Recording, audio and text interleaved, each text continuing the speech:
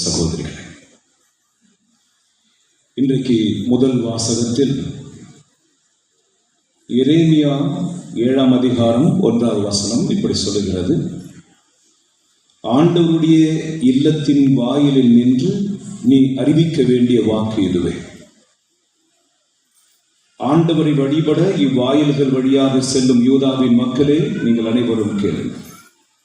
உங்கள் வழிகளையும் செயல்களையும் சீர்படுத்துக. ஹல்லேலூயா, சொல்லுவோமா? ஹல்லேலூயா. இயேசுவே உமக்கு நன்றி, இயேசுவே உமக்கு ஸ்தோத்திரம், மரியே வாழ்க, மரியே வாழ்க. கிறிஸ்து இயேசுவில் அன்புமிக்கவர்களே,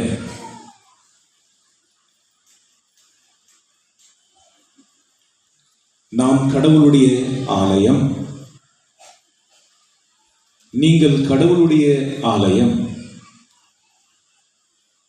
மறுபடியும் இந்த வார்த்தையை சொல்லுகிறேன். நீங்கள் கடவுளுடைய ஆலயம் என்பதும், கடவுளுடைய ஆவியார் உங்களுக்குள் குடியிருக்கிறார் என்பதும் உங்களுக்கு தெரியாதா? யாராவது கடவுளுடைய ஆலயத்தை அழித்தால் அவர்களை நான் அழித்து விடுவேன்.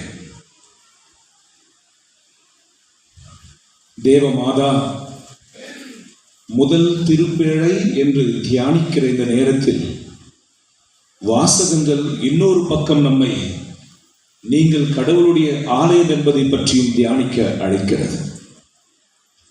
அன்புக்குரியவர்களே, இஸ்ராயேல் மக்களை கடவுள் தம் சொந்த ஜனங்களாக தெரிந்து கொண்டு அவர்கள் நடுவிலே அவர் தன் கூடாரத்தை அமைத்தார் என்று நாம் வாசிக்கிறோம். எருசலேமில் மிகப்பெரிய ஒரு தேவாலயம் கட்டப்பட்டது சாலமோனின் காலத்தில். தாவீது அரசர் கடவுளுக்காக ஒரு தேவாலயம் கட்டலாம் என்று நினைத்த பொழுது, நீ அல்ல, உன் கரங்கள் இரத்த கரையால் நிறைந்திருப்பதால் நீ அல்ல, எனக்கு வேண்டிய ஆலயத்தை கட்ட வேண்டியது நீ அல்ல, உன் மகன் சாலமோன் அதை கட்டுவான் என்று ஆண்டவர் சொன்னார். மிக அழகிய வேலைப்பாடோடு எருசலேம் தேவாலயம் பிரம்மாண்டமாக கட்டப்பட்டு கடவுளுடைய திருப்பேழை அந்த தேவாலயத்திற்குள் வைக்கப்பட்டது. கர்ப்ப கிரகத்தில் கடவுளுடைய மகிமை அந்த தேவாலயத்தை நிரப்பி இருந்தது. ஆகவே உலகத்திலிருந்து எல்லா பகுதிகளிலிருந்தும் யூதர்களும் மற்ற மதத்தினரும் அந்த எருசலேம் தேவாலயத்தை தரிசிப்பதற்காக அந்த கும்பல் கும்பலாக சாறை சாறையாக வந்தார்கள். அங்கே கடவுளுடைய மகிமை நிறைந்திருந்தது. கடவுளுடைய திருப்பேழை, அந்த திருப்பேழைக்குள் ஆண்டவருடைய 10 கட்டளைகளும் மன்னாவும் ஆரோனின் கோலும் வைக்கப்பட்ட அந்த திருப்பேழை தேவாலயத்திற்குள் வைக்கப்பட்டிருந்தது. அந்த தேவாலயத்தில் கடவுளுடைய மகிமை நிறைந்திருந்தது. கவனியுங்கள், ஒரு தேவாலயம் எதற்காக கட்டப்படுகிறது? கடவுளை மகிமைப்படுத்துகிற இடம், நாம் கடவுளை தரிசிக்க வேண்டிய இடம், கடவுளை ஆராதிக்க வேண்டிய இடம், கடவுளை கௌரவிக்க வேண்டிய இடம். அந்த தேவாலயத்தில் பரிசுத்தமான திருப்பேழை இருந்தது. அந்த பரிசுத்தமான திருப்பேழைக்குள் நான் சொன்ன 3 காரியங்களும், மன்னாவும் 10 கற்பனையும் ஆரோனின் கோலும் இருந்தன. அவை அனைத்தும் கடவுளுடைய பிரசன்னத்தை உணர்த்தின. எருசலேம் தேவாலயத்திற்குள் நுழைந்தவர்கள் அந்த ஆலயத்தின் அழகான வடிவமைப்பை பற்றி ஆச்சரியப்படுவதை விட அந்த தேவாலயத்தில் உறைந்திருந்த கடவுளுடைய பிரசன்னத்தை உணர்ந்து மகிமை அடைந்தார்கள், பிரமிப்படைந்தார்கள். கடவுளுக்கு காணிக்கை செலுத்தி இடைவிடாமல் அங்கே ஆராதனைகளும் பலிகளும் செலுத்தப்பட்டன. ஹல்லேலூயா. அந்த தேவாலயத்திற்குள் நுழைந்த ஒவ்வொருவரும் கடவுளுடைய பிரசன்னத்தை உணர்ந்து, யாவே எங்கள் தெய்வம், எங்கள் அரசர், அடிமைத்தனத்தில் எங்களை மீட்டுக் கொண்டு வந்தவர், அவருக்கு அல்லேலூயா என்று பாடி துதித்தார்கள். ஆடுகளையும் காளை மாடுகளையும் பலியாக சமர்ப்பித்து தங்கள் பாவங்களை அங்கே கழுவி கொண்டார்கள். ஆட்டுக்குட்டியினுடைய ரத்தத்தை பலிப்பீடங்கள் மீது தெளித்து மக்கள் மீதும் தெளித்து குருக்கள் மக்களை புனிதப்படுத்தினார்கள். வெட்டப்பட்ட ஆட்டுக்குட்டியினுடைய சரீரம் எரிக்கப்பட்டு அல்லது சுடப்பட்டு அல்லது சமைக்கப்பட்டு மக்களுக்கு உணவாக வழங்கப்பட்டது. எருசலேம் தேவாலயம் என்றாலே கடவுளுடைய மகிமை. எருசலேமுடைய தேவாலயம் என்றாலே கடவுளுடைய அபிஷேகம் அனைவருக்கும் ஞாபகத்திற்கு வந்தது. கடவுள் விரும்பி அந்த தேவாலயத்தில் வாழ்ந்து கொண்டிருந்தார். அந்த சராசரங்களை படைத்த தெய்வம், அடக்கிவிட முடியாத தெய்வம், அவர் மோயிசனிடத்தில் சொன்னார், நீ எனக்காக ஒரு இடத்தை தயார் செய், அந்த இடத்தில் நான் வசிப்பேன். மோயிசனுக்கு சொன்னார். அது மட்டுமல்ல, கடவுள் மோயிசனுக்கு வானகத்தில் உள்ள தேவாலயத்தினுடைய பிரதிபிம்பத்தை மோயிசனுக்கு காண்பித்து, இத்தனை மீட்டர் அகலம், இத்தனை மீட்டர் நீளம், இத்தனை மீட்டர் உயரம், அதனுடைய தொங்கலாடைகள் இப்படி இருக்க வேண்டும், அதனுடைய திரைச்சிலைகள் இப்படி இருக்க வேண்டும், அதனுடைய நுழைவாயில்கள் இப்படி இருக்க வேண்டும், அங்கே தொங்கவிடப்படுகிற திரைச்சிலையினுடைய கலர் இப்படி இருக்க வேண்டும், முகப்பு இப்படி இருக்க வேண்டும், அதனுடைய மேற்பரப்பு இப்படி இருக்க வேண்டும், சேராபீன்கள் ரெக்கையை விரித்துக் கொண்டு இருப்பது போல இருக்க வேண்டும், 4 உயிர்களுடைய பிம்பங்கள் அங்கே பொதிக்கப்பட வேண்டும் என்று ஒவ்வொரு விஷயத்தையும் மோயிசனுக்கு கடவுள் காண்பித்தார். ஹல்லேலூயா. ஆகவே மோயிசன், நான் ஒவ்வொன்றுக்கும் விவரம் பைபிள் இருந்து சொன்னால் நேரமாகிவிடும் என்பதற்காக வசனங்களை சொல்லாமல் போய்கொண்டிருக்கிறேன். மோயிசன் அந்த திருப்பேழையை கட்டி முடித்த பிற்பாடு கடவுளுடைய மேகம் அதை நிழலிட்டது என்று வாக்கு சொல்லுகிறது. என் அன்புக்குரியவர்களே, கடவுள் விரும்பி தன்னை திருப்பேழைக்குள் மக்களுக்கு வெளிப்படுத்தினார். கண்ணுக்கு தெரியாத கடவுளை தரிசிக்க வேண்டும் என்று நினைத்த மக்கள் எல்லாம் அந்த திருப்பேழையை வந்து தரிசித்து அவருடைய பிரசனத்தை அனுபவித்தார்கள். ஹல்லேலூயா. எருசலேம் தேவாலயம் மகிமையில் நிறைந்து ஏராளமான மக்கள் வர வர வர அந்த ஊரில் வாழ்ந்து கொண்ட இந்த இஸ்ராயல் மக்கள் வியாபாரத்தை தொடங்கினார்கள். வந்தவர்களுக்கு தங்கள் வீட்டை வாடகைக்கு விட்டார்கள். வருகிறவர்கள் தங்குவதற்காக ஓட்டல்களை நடத்தினார்கள். உணவுகளை பரிமாறினார்கள். பொருட்களை விற்றார்கள். ஆடுகளை விற்றார்கள், மாடுகளை விற்றார்கள், புறாக்களை விற்றார்கள்.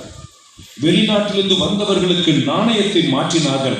இது எல்லாம் தேவாலயத்திற்கு வெளிப்புறத்தில் நடந்தது. கவனியுங்கள், தேவாலயத்திற்கு வெளிப்புறத்தில் வியாபாரம் நடந்தது.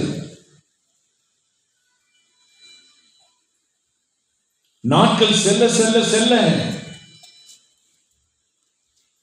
வெளிநாட்டிலிருந்து வந்தவர்களோடு இவர்கள் கொண்டிருந்த உறவினால் தங்கள் கடவுளை விட அவர்களுடைய கடவுளை பற்றி அதிகமாக தியானிக்க ஆரம்பித்தார்கள். உங்கள் ஊரில் எந்த கடவுள் இருக்கிறார்? மழைக்கு ஒரு கடவுள் இருக்கிறாராமே, விவசாயத்திற்கு ஒரு கடவுள் இருக்கிறாராமே, போருக்கென்று ஒரு கடவுள் இருக்கிறாராமே, எங்களுக்கு அதை அறிமுகப்படுத்துங்கள் என்று அவர்கள் கேட்க, வந்தவர்கள் தங்களிடத்தில் இருந்த விக்கிரகங்களை இஸ்ராயல் மக்களுக்கு கொடுக்க, இஸ்ராயல் மக்கள் அதை தங்கள் வீட்டுக்குள் வைத்து வழிபட ஆரம்பித்தார்கள். அழிவினுடைய ஆரம்பம். தேவாலயத்திற்கு வெளிப்புறத்தில் நடந்த எல்லா வியாபாரங்களும் சிறிது சிறிதாக தேவாலயத்திற்குள் வந்தது.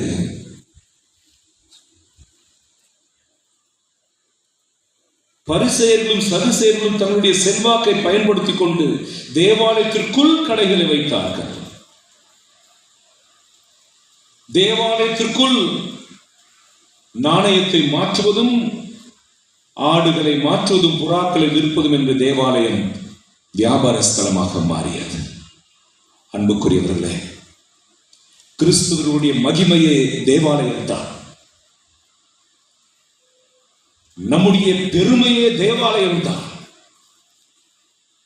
எதற்கென்றால் அந்த தேவாலயத்தில் தான் நம்முடைய கடவுள் வீற்றிருக்கிறார். சிறிது சிறிதாக வியாபார ஸ்தலமாக மாற்றப்பட்ட அந்த இடத்தை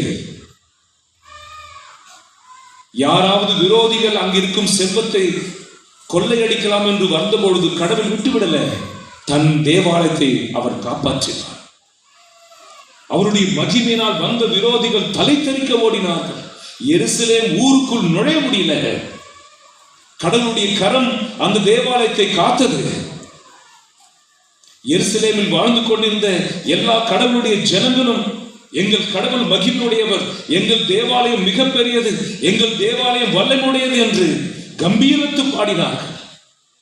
பெண்களும் ஆண்களுமாக ஆடி பாடி கடவுளை மகிமைப்படுத்தினார்கள். விரோதிகள் எருசலேமை பற்றி நினைப்பதற்கு கூட பயப்பட்டார்கள். அங்கே நாம் கை வைக்க முடியாது, அங்கே யெகோவா இறைவன் இருக்கிறார், அங்கே அவருடைய கடவுள் வீற்றிருக்கிறார், அவரை தாண்டி நாம் எதையும் தொட முடியாது என்று அவர்கள் பயந்தார்கள். அன்புக்குரியவர்களே, இந்த நாட்களில் தான் இஸ்ரேல் மக்களுடைய கர்வம் பெருகியது. கோயில் மாடு சாமிக்கு அஞ்சாது, கோயில் பூனை சாமிக்கு அஞ்சாது என்பது போல நம்ம கோயில் தானே,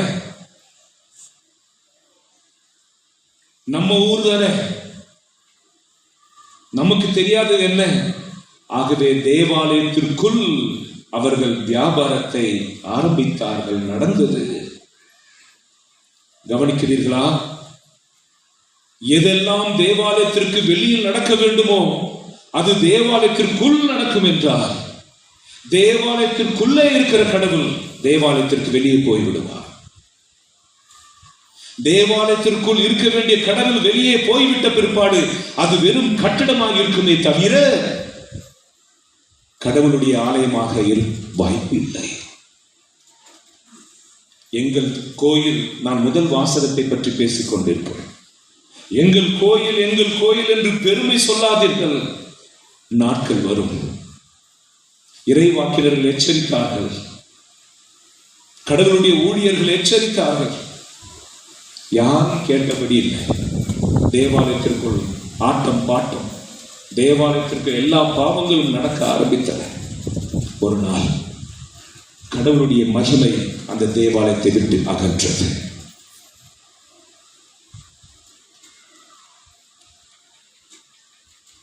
இதுவரைக்கும் எருசலேமின் மீது போர் தொடுப்பதற்காக பயந்தவர்கள் போர் தொடுத்தார்கள்.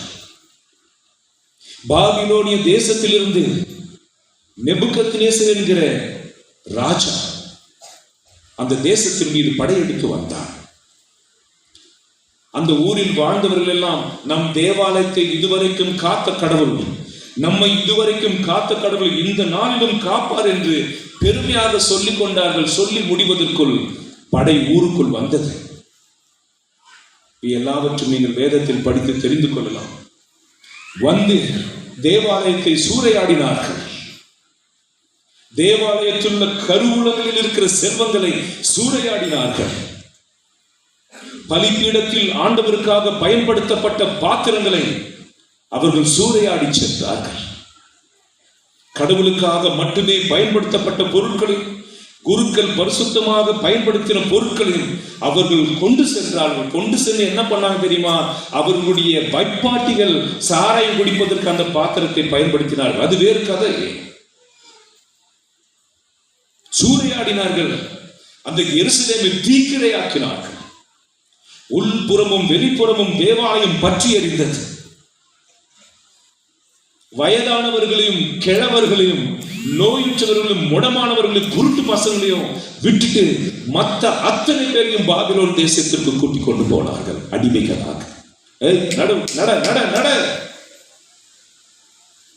எங்கள் தேவாலயம் எங்கள் தேவாலயம் என்று திரும்பி பார்த்த இஸ்ராயல் மக்கள் இப்பொழுது அடிமைகளாக பாபிலோன் தேசத்துக்கு கொண்டு போடுகிற வழியில் கதறி அழுதார்கள். ஏன் எங்களை கைவிட்டீர் ஆண்டவரே? உன் மகிமை என்ன ஆயிடுச்சு? உம்முடைய வல்லமை என்ன ஆயிடுச்சு? எங்களை ஏன் கையில் எழுந்தீர்? புலம்பி அழுதார்கள். கடவுள் மௌனமாக இருந்தார். அவர்கள் 70 வருடம் பாபிலோனிய தேசத்தில் அடிமைகளாக வாழ்ந்தார்கள். ஒருமுறை வலது கரத்தை உயர்த்தி அல்லேலூயா சொல்லுங்களா? அல்லேலூயா. இது எருசலேமினுடைய முதல் அழிவை பற்றிய நிகழ்ச்சி பைபிளில் குறிப்பிடப்பட்டிருக்கிறது. 1 கொரிந்தியர் 3:16 சொல்லுகிறது, எருசலேம் தேவாலயத்தை பற்றி மட்டும் விவிலியம் சொல்லவில்லை. பவுல் புதிய ஏற்பாட்டில் இப்படி நம்மோடு அவர் இணைத்து சொல்லுகிறார், நீங்கள் தான் கடவுளுடைய ஆலயம், உங்களுக்குள் தான் கடவுள் வசிக்கிறார். நீங்கள் தேவாலயத்தை அழித்தால் கடவுள் உங்களை அழிப்பார். நம்முடைய தேவாலயத்தில் என்ன நடக்கிறது என்பது உங்களுக்கு தெரியும். உன் தேவாலயத்தில் என்ன நடக்கிறது என்பதும் உனக்கு தெரியும். இந்த உடல் உனக்கு சொந்தமானது அல்ல. எல்லாம் கவனிங்க, அங்க என்ன பார்த்துட்டு இருக்கீங்க? இந்த உடல் கடவுளுக்கு சொந்தமானது. நாளைக்கு 50 பேர் புது நன்மை வாங்க போறாங்க.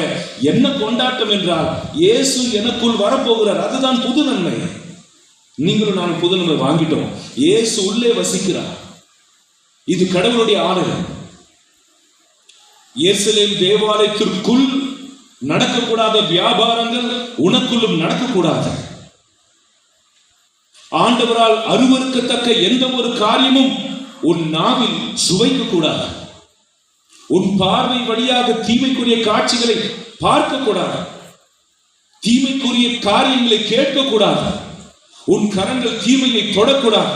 உன் உடலில் இருக்கிற ஒவ்வொரு உறுப்புகளும் கடவுளுக்கு சொந்தமானது. அது கடவுளை மகிமைப்படுத்த வேண்டும். இது என்னுடைய உடல், என்னுடைய விருப்பம், என்னுடைய இஷ்டம் என்று நீ செய்வாய் என்றால், இது கடவுளுடைய உடல் என்று தெரியாமலும், இது கடவுளுடைய சரீரம், ரத்தம், அவற்றில் நாம் தகுதியுடன் பங்கு பெற வேண்டும் என்று நீ அறியாமல் உன் இஷ்டப்படி வாழ்ந்து திருப்பலியில் பங்கெடுத்து ஆண்டவருடைய நற்கருணையும் ரத்தத்தையும் உட்கொள்வாய் என்றால், உன் தேவாலயம் இடிக்கப்படும். உன் தேவாலயம் உன் விரோதிகளால் சூறையாடப்படும். உங்களில் எத்தனை பேர் நோயோடு இருக்கிறீர்கள் என்பதை, தலையிலிருந்து அரிக்கால் வரைக்கும் உங்களில் எத்தனை பேர் வலிகளோடும் வேதனைகளோடும் நோயுற்று மன அமைதி இழந்து குடும்பத்தில் சமாதானத்தை இழந்து நீங்கள் தவிக்கிறீர்கள் என்பதும், அந்நியர்களை தாக்குவதற்காக எகிப்தியர் மீது வரவிட்ட எந்த வியாதியும் உங்கள் மீது வரவிட மாட்டேன் என்று சொன்னாரே, ஆனால் இன்றைக்கு கிறிஸ்துவர் நம் மேல் எல்லோர் மேலும் எல்லா வியாதிகளும் வந்து நம்மை உருக்கி கொண்டு இருக்கிறது. ஒல்லியாயிட்டு இருக்கிற 3 வேளை சாப்பாடு சாப்பிடவே இல்லையோ, 3 வேளை மாத்திரை சாப்பிடாம உன்னால இருக்க முடியும். இப்பொழுது இளமை, உனக்கு ஒண்ணும் ஆகலன்னு நினைக்கிற நாட்கள் வரும். விரோதிகள் உன்னை சூறையாடுவார்கள். வியாதிகள் உன்னை சூறையாடும். நீ யாரை நீ உள்ளே வைக்க வேண்டுமோ அவரை வெளியே தோர்த்திட்டு எவனை உள்ள வைக்க கூடாதோ, எவனை உள்ள வைக்க கூடாதோ, யாரை உள்ள வைக்க கூடாதோ, எதை உள்ளே கொண்டு போக கூடாதோ அதையெல்லாம் நீ கொண்டு செல்வதனால் உள்ளே இருக்கிற தெய்வம் வெளியே போய்விடுவார். இதை நம்ப முடிகிறதா? நீதி தலைவர்கள் 16ஆம் அதிகாரத்தில் சிம்சோன் என்கிற ஒரு மனிதனை கடவுள் உலகத்தில் வைத்திருந்தார். பிறப்பிலிருந்தே அபிஷேகித்து இஸ்ரேல் மக்களை பிலிஸ்தீனருடைய கையிலிருந்து காப்பாற்றுவதற்காக பிறப்பிலிருந்தே வல்லமை கொடுத்திருந்தார். You are anointed person. எல்லாரையும் விட்டுட்டு உன்னையே ஆண்டவர் தேர்ந்தெடுத்தார். நம்மை ஏன் கடவுள் கிறிஸ்துவர்களாக தேர்ந்தெடுத்தார்? அபிஷேகித்து தன்னுடைய ஆவியை கொடுத்து தன் உடலை கொடுத்து எதற்காக வச்சிருக்கிறார்? நம்மளும் மற்றவர்களை போல் வாழ்வதற்காகவா? சிம்சோனை கொண்டு பிலிஸ்தர்கள் கையிலிருந்து விடுவிக்க ஆசைப்பட்டார்.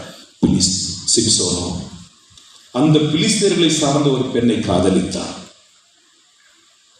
தலிலா என்கிற ஒரு விபச்சாரனுடைய மடியில் நாள் முழுவதும் படுத்து தூங்கிக் கொண்டிருந்தான்.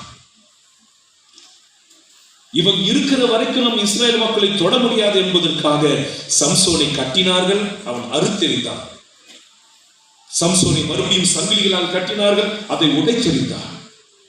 கழுதை தாடை எலும்பை கொண்டு 1000 பேரை கொன்றான். அவ்வளவு வலிமை சிம்சோனுக்கு கடவுள் கொடுத்திருந்தார். அதோ பரிசுத்தம் தான் நம்முடைய வலிமை. கிறிஸ்தவர்களுக்கு பரிசுத்தம் தான் வலிமை. நீங்கள் எங்களை விட எந்த விதத்தில் உயர்ந்து இருக்கிறீர்கள் என்று யாராவது உங்களை பார்த்து கேள்வி கேட்பார்கள் என்றால் நீங்க வேறு எந்த பதிலும் சொல்ல முடியாது. ஒரு பதிலைத்தான் நீங்கள் சொல்ல வேண்டும். அதைத்தான் கடவுள் சொல்ல விருப்பப்படுகிறார். நீங்கள் பரிசுத்த திருக்கூட்டம், கடவுளுடைய பிள்ளைகள், கடவுளால் தெரிந்தெடுக்கப்பட்ட இனம். வேற்றினத்தாரிடையே காணப்படும் எதுவும் உங்களிடத்தில் காணப்படக்கூடாது. நீ தெரிந்தெடுக்கப்பட்ட இனம், குறிப்பா நீ தெரிந்தெடுக்கப்பட்டவன். சிம்சோன் மறந்தான். தலீலா ஒடியில நல்லா தூங்கிட்டு இருக்கும் போது ரகசியத்தை சொன்னான். அவன் முடிய சவரம் பண்ணா, மழிச்சு விட்டா, வல்லமெல்லாம் போச்சு. சாம்சனுக்கு கடவுள் சொல்லியிருந்தார், நீ குடிக்க கூடாது. சாம்சனுக்கு கடவுள் சொல்லியிருந்தார், உன் தலைமுடியை மழிக்க கூடாது. கிறிஸ்தவர்களாகிய நமக்கு 10 கட்டளை கொடுத்திருக்கிறார். உன் தேவாலயம் கெட்டு போகக்கூடாது. சம்சோன் கண்ணை பிடுங்கி கைகளை கட்டி கேலி செய்தார்கள். எங்கள் கடவுள் உன்னை எங்கள் கையில் ஒப்படைச்சிட்டார், இனி உங்கள் மக்களை சூறையாட எந்த தடையும் இல்லை என்றார். குடும்பத்தில் குடிக்கிறவர்களே, குடும்பத்தில் கடவுளுக்கு விருப்பமில்லாத காரியங்களை செய்கிற தாயே, தந்தையே, உன்னை அழிச்சிட்டா ஒரு குடும்பத்தை அழிக்க முடியும் என்பதற்காக தலைவனான உன்னை அடித்திருக்கிறான். நீ அதை பத்தி கவலைப்படல, வேற என்னவோ கவலைப்பட்டு இருக்க. சிம்சோனை கட்டின பொழுதுதான், பார்வை இழந்த பொழுதுதான் அவன் இப்படி அழுதான். ஆண்டவரே, நீர் என்னை எங்கே வைத்திருந்தீர்? நீர் எனக்கு கொடுத்த மகிமை என்ன? என்னை பார்த்தவர்கள் எல்லாம் அலறி அடிச்சு பயப்படுவாங்களே. இன்னைக்கு என்னை பார்த்த ஒருத்தர் கையை நீட்டி பேசுறான். இன்னைக்கு என் கையை காலையும் கட்டி வச்சிருக்கான், என் கண்ணை பிடுங்கிட்டான். என் பிரசனத்தை இழந்து போனேனே, என் மகிமை இழந்து போனேனே, நீ கொடுத்த அபிஷேகத்தை இழந்து போனேனே, கதறி அழுதான். அங்க இருக்கிறவங்களா கிச்சலிக்க பண்ணி எங்களுக்கு ஜோக் காட்டுங்க. சிம்சோன் அழுதான். மக்களே, கடவுளுக்கும் பொறுமை இருக்கிறது, கடவுளுக்கும் கோபப்படக்கூடிய உரிமை இருக்கிறது. உனக்கு எல்லாவற்றையும் தருவார், பொறுத்து கொள்வார், உனக்குள்ளே வாசம் செய்வார், உன்னை காப்பாற்றுவார், தொடர்ந்து உன்னை காப்பாற்ற நினைப்பார். ஆனா நீ என்னை அடக்கி அவன் ஆளுவான். எனக்கு எல்லாம் தெரியும், என் பாவத்தை யாரும் கண்டுபிடிக்கவில்லை அல்லவா, ஆகவே கடவுள் மன்னிச்சிருவாரு அப்படின்னு நினைச்சு தவறு செய்வீர்கள் என்றார். கடவுளுடைய கோபம் வரும். ஹல்லேலூயா. யூதாஸ் நாண்டு கொண்டு செத்தான். இயேசுவுடைய 12 சீடர்களில் ஒருவன் நாண்டு கொண்டு செத்தான். உன்னை கடவுள் எந்த ஸ்தானத்தில் வைத்திருக்கிறாரோ அந்த ஸ்தானத்திலிருந்து இறங்கிடாத. ஹல்லேலூயா. 70 ஆண்டுகள் அவர்கள் அடிமைகளாக வாழ்ந்தார்கள். அவங்க திருவிழாவை கொண்டாட முடியல. அந்த ஊர்ல திருவிழா கொண்டாடும் போது அவங்களுக்கு சமைச்சு போட்டாங்க, அவங்க துணியை துவைச்சு போட்டாங்க, அவங்க செருப்புக்கு பாலிஷ் போட்டாங்க, அவங்க கழுதைக்கு பால் கறந்தாங்க, அவங்க மாட்டுக்கு முன்னையும் பின்னையும் கழுவி விட்டாங்க, அவங்க வீட்டை சுத்தப்படுத்தினாங்க. இதுதான் இஸ்ரேல் மக்கள் செய்தது. அவர்களுடைய திருவிழாக்களில் உங்க கடவுளுக்கு பாடுகிற பாட்டை எங்கள் தெய்வத்திற்கு பாடுங்கள் என்று சொன்னாங்க. ஆற்றங்கரை ஓரமா உட்கார்ந்து துணியை துவைக்கும் போது இவர்களுடைய வயலில் எல்லாத்தையும் மரத்துல மாட்டி வச்சுட்டு ஓன்னு அழுதாங்க. என்னத்துக்கு? எங்கள் திருவிழாக்கள் எங்கே, எங்கள் குருக்கள் எங்கே? குருக்கள் எல்லாம் அவங்களுக்கு சேவை செய்யறாங்க. இவங்க வீட்டு வாலிப பிள்ளைங்களாம் அவங்க பிள்ளைங்களை பள்ளத்துல வச்சு தூக்கிட்டு போறாங்க அடிமைகளாக. பெற்றோர்கள் கதறினார்கள், என் பிள்ளைகளுக்கு என்ன ஆச்சு? ஆடி பாடி திரிந்த என் பெண்கள் இப்பொழுது அவங்க கிட்ட இருக்காங்க. எங்களுக்கு திருவிழாக்கள் என்ன ஆச்சு? எங்க அமாவாசை என்ன ஆச்சு? எங்கள் பௌர்ணமி என்ன ஆச்சு? மனம் கசந்து அழுதார்கள். ஆண்டவரே, ஒரு நிமிஷம் உங்கள் வலது கையை நெஞ்சு மீது வைப்பீங்களா? Please keep your right hand on your chest. உம்மை மறந்ததால் அன்றோ நீரும் எங்களை மறந்து போனீர். உம்மை கைவிட்டதால் அன்றோ நீரும் எங்களை கைவிட்டு விட்டீர். ஆண்டவரே, ஒரு முறை எங்களை மன்னியும், ஒரு முறை எங்களை விடுவீர். மறுபடியும் நாங்கள் விக்கிரகங்களை ஆராதிக்க மாட்டோம், மறுபடியும் உமக்கு எரிச்சலை மூட்ட மாட்டோம் என்று அழுதார்கள். சாம்சன் கூட இப்படி அழுதான். ஒரு முறை மீண்டும் உம்முடைய அபிஷேகத்தை எனக்கு தார், ஒரு முறை என் மேல் கருணை கூர்ந்தருளும். தாவீது ராஜா உரியாவின் மனைவியை சொந்தமாக்கிக் கொண்டு அவனும் அழுதான், ஆண்டவரே உம்முடைய ஆவியை என்னிடமிருந்து எடுத்து விடாதே, உம்முடைய பிரசன்னத்திலிருந்து என்னை தள்ளி விடாதே, நான் பிறப்பிலிருந்தே பாவி, எங்க அம்மா கருவில பாவத்தோட பிறந்த, என்னை மன்னிய ஆண்டவரே. எல்லோரும் பாவம் செய்த பிறப்பாடு கதறினார்கள். ஹல்லேலூயா. அன்புக்குரியவர்களே, அது அவளுடைய நாள். அவள் புதிய நற்கருணை பேழை. நான் சொன்னேன் அல்லவா, மோயிசனுக்கு கடவுள் சொல்லி சொல்லி இப்படி செய்யணும்னு அதை செஞ்சார். திருப்பேழை அவள் புதிய ஏற்பாட்டின் திருப்பேழை. லூக்கா சுவிசேஷம் 1ஆம் அதிகாரம் 26வது வசனத்தில் அவள் நற்செய்தியை பெற்று கடவுளை தன் கருவில் சுமக்கிறார். யோவான் 1:14 பிரகாரம் வார்த்தையானவர் மாமிசமானார், சரீரம் எடுத்து மாதாவினுடைய வயிற்றுக்குள் வருகிறார். அந்த வயிறு கடவுளுடைய தங்குகிற இடமாய் மாறியது. இயேசுவை சுமந்தவள் எலிசபெத்தை தரிசித்தார். எலிசபெத்து பரிசுத்தாவியில் நிறைந்தார். எலிசபெத் கருவில் இருந்த குழந்தையை மகிழ்ச்சியாக துள்ளியது. அவள் முதல் திருப்பேழை. மாசு மறுவற்றவர். இயேசுவை பிறக்க செய்வதற்காக ஆதியாகமம் 3ஆம் அதிகாரம் 15ஆம் வசனத்தில் உனக்கும் பெண்ணுக்கும் உன் வித்துக்கும் அவள் வித்துக்கும் இடையே பகை உண்டாக்குவோம் என்று சொல்லி மாதாவை பற்றிய தரிசனம் தந்தை உலகிற்கு கொடுத்தார். எசேயாஸ் புஸ்தகம் 7:14 கன்னி கருத்தாங்கி ஒரு மகனை பெற்றெடுப்பார் என்று இன்னொரு தரிசனத்தை உலகிற்கு கடவுள் கொடுத்தார். It was a pre-planned. மாதாவை பற்றி கடவுள் ஏற்கனவே திட்டமிட்டு இருந்தார். ஜென்ம பாவம் இல்லாமல் அவள் உற்பவித்தார். அன்னம்மாள் சுவைக்கு நின்கிறவர்கள் இடத்தில் ஜென்ம பாவம் இல்லாமல் உற்பவித்தார். முப்பொழுதும் கன்னியாகவே இருக்கிறார். அவள் தன் கருவில் சுமந்த இயேசு, அவரைத்தான் நாம் கடவுளாக ஆராதித்துக் கொண்டிருக்கிறோம். அன்புக்குரியவர்களே, நீங்கள் தான் கடவுளுடைய ஆலயம். மாதா திருப்பேழை. அவ எங்க போனாலும் இயேசப்பா கூட்டிட்டு போவாங்க. அவர்களை பற்றி நீங்கள் தியானிப்பது ஒரு பக்கம் இருந்தால், நீங்கள் இயேசுவை சுமந்திருக்கிறீர்களா? நீங்கள் திருப்பேழைகள் இல்லையா? நாளைக்கு பிள்ளைகளுக்கு வெள்ளை சொல்லையுமா சட்டை போட்டு ஃப்ராக்க போட்டு மெழுகுவத்தி வெள்ளையை கொடுத்து எதற்கு கொண்டாடுகிறோம்? இயேசு அவர்களுக்குள் வருகிறார், அவர்களே ஒரு பேழையாக மாறிவிட்டார்கள் என்பது தானே. ஆக நீங்களும் திருப்பேழைகள் தானே. உங்களுக்குள் கடவுள் இருக்கிறாரா? உங்கள் இருதயத்தில் கடவுள் வாசம் பண்ணுகிறாரா? கடவுளுக்காக உங்களால் எதையாவது தியாகம் செய்ய முடிகிறதா? உலகத்திற்கு ஒளியாயிருக்க வேண்டிய நீயே இருளாக இருப்பதால் இருள் என்னவாக இருக்கும்? உலகத்திற்கு உப்பாக இருக்க வேண்டிய நீயே சாரமற்று போனா வெளியில் கொட்டப்படும் வீதியில் மனிதர்களால் மிதிக்கப்படுவதற்கு தான் நீ தகுதி பெறுவார். ஆகவே அன்பு பிள்ளைகளே, கிறிஸ்துவம் என்பது ஒரு அடையாளம். கிறிஸ்தவர்கள் என்பது ஒரு பதவி, கடவுள் கொடுக்கிற ஒரு ஸ்தானம். இதை நீங்கள் எந்த அளவுக்கு கொண்டாடுவீர்களோ அந்த அளவுக்கு நீங்கள் மகிமைப்படுவீர்கள். எந்த அளவுக்கு இந்த தேவாலயத்தை பரிசுத்தமாக வைத்துக் கொள்வீர்களோ அந்த அளவுக்கு கடவுளுடைய மகிமையால் நீங்கள் நிரப்புவீர்கள். ஒவ்வொரு வருடமும் நாம் பண்டிகை கொண்டாடுவது எதற்காக? தேவாலயத்திற்கு லைட்லாம் போறது எதற்காக? தெருவெல்லாம் விளக்கு போட்டது எதற்காக? 9 நவ நாட்களை எடுத்து 3 நாட்களை சிறப்பாக கொண்டாடுவது எதற்காக? வெளி ஆடம்பரங்கள், வெளி பண்டிகையை கடந்து உள்ளே நுழைவதற்காக. உன் ஆலயத்திற்குள் நுழைந்து பார்.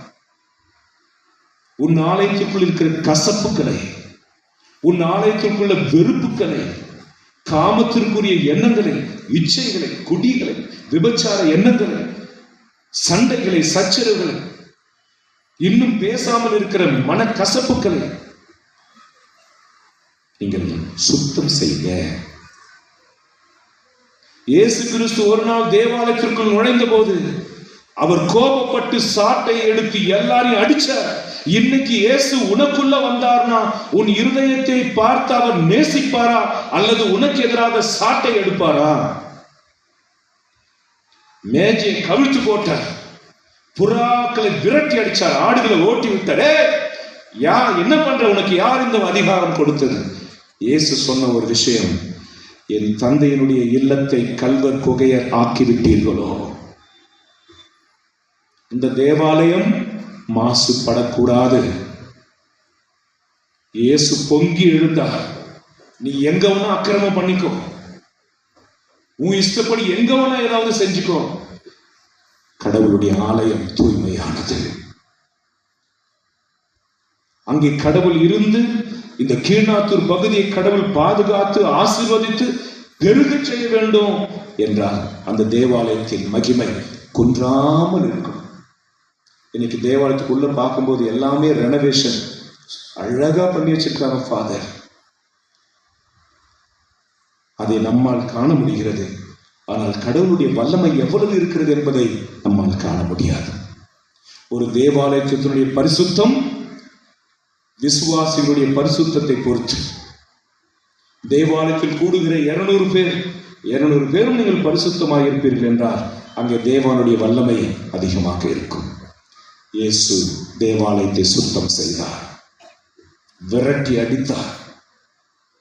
என் ஆண்டவருடைய ஆலயத்தின் மேல் இருக்கிற நெருப்பு என்னை பற்றி அப்படி செய்ய வைத்தது. ஹல்லேலூயா. அன்பு பிள்ளைகளே, உங்களை ஆண்டவர் சொல்லதான் முடியும். இன்னைக்கு நம்ம சுற்றி புறவினத்தார் சகோதர சகோதரிகள் இருக்கிறாங்க. இந்த திருவிழா அவங்களை அட்ராக்ட் பண்ண போது நினைக்கிறீங்களா? இந்த லைட் எல்லாம் அவங்களை கவர்ச்சியை இழுக்க போதுன்னு நினைக்கிறீங்களா? நம்மை விட அதிகமாக செலிப்ரேட்டிங் பண்றவங்க அவங்க. நீ ஒரு 100 ரூபாய் 200 ரூபாய் கொடுப்ப, அவங்க 5000 10,000 1 லட்சம் கூட கொடுப்பாங்க தங்கள் தெய்வத்திற்காக. ஒரே ஒரு காரியத்தால் தான் நீங்கள் கிறிஸ்துவை உலகிற்கு கொடுக்க முடியும், அது உங்கள் பரிசுத்தத்தினால். இவர்களை போல வாழ வேண்டும், இவர்கள் ஆலயத்திற்குள் செல்ல வேண்டும், இவர்கள் வணங்குகிற தெய்வத்தை நாமும் அறிந்து கொள்ள வேண்டும் என்று அனைவரும் வர வேண்டும் என்றார். தேவாலயத்தை சுத்தப்படுத்துங்கள். ஹல்லேலூயா. மாதா ஆண்டவருடைய திருப்பேழை, முதல் திருப்பேழை. அதுக்கு அடுத்தது நம்பலாம். அவங்க உயிருள்ள இயேசுவை சுமந்தார்கள், நாம் நற்கருணையில் உள்ள இயேசுவை சுமக்கிறோம். ஆகவே நீங்கள் பரிசுத்தமாக இருக்க அழைக்கப்படுகிறீர்கள். மாதாவினுடைய பரிந்துரை, மாதாவினுடைய ஜெபம், அவளுக்கு நீங்கள் விழா எடுக்கிறீர்கள் என்றால் இன்றைக்கு எங்கெல்லாம் காட்சி கொடுக்கிறாங்களோ அந்த இடத்துல அந்த அம்மா ரத்த கண்ணீர் வடிக்கிறாங்களே. ஏன்? இன்னைக்கு சிலுவையில் தொங்கிக் கொண்டிருக்கிற இயேசுவின் சுரூபத்திலிருந்து கண்ணீர் வருகிறதே ஏன்? இன்னைக்கு நற்கருணையில் ரத்தம் வடிந்து தரிசனத்தை கடவுள் கொடுத்து கொண்டிருக்கிறாரே ஏன்? நம்முடைய பண்டிகைகள் எல்லாம் சடங்குகளாக இருப்பதனால், அது நம் வாழ்க்கையை மாற்றாததனால கடவுள் வேதனைப்படுகிறார். ஹல்லேலூயா. அதுக்கு என்ன பண்ணணும்? கடவுளை மகிமைப்படுத்துவோம், அடிமைகளை விடுதலை ஆக்குவோம், சமூக நீதி கொண்டு வருவோம், பிறர் அன்பை எல்லோருக்கும் கொடுப்போம், ஒருவரை மதிப்போம். கடவுளுடைய ஊழியர்களுக்கு எதிராக கையை உயர்த்துகிற அத்தனை பேரும் மன்னிப்பு கேளுங்க. கடவுளுடைய தேவாலயத்தை அசுத்தப்படுத்தின அத்தனை பேரும் வேதனைப்படுத்த, இல்லை என்றால் கடவுள் உங்கள் தேவாலயத்தை விட்டு அகன்று போவார். நீங்கள் தான் தேவாலயம், உங்களுக்குள் தான் கடவுள் வீற்றிருக்கிறார். அவரை இந்த திருப்பலியில் நாம் மகிமைப்படுத்துவோம். மாதாவோடு சேர்ந்து திருப்பேழைகளாக இந்த உலகத்திற்கு வருவோம். ஆண்டவர் நம்மை ஆசீர்வதிப்பாராக.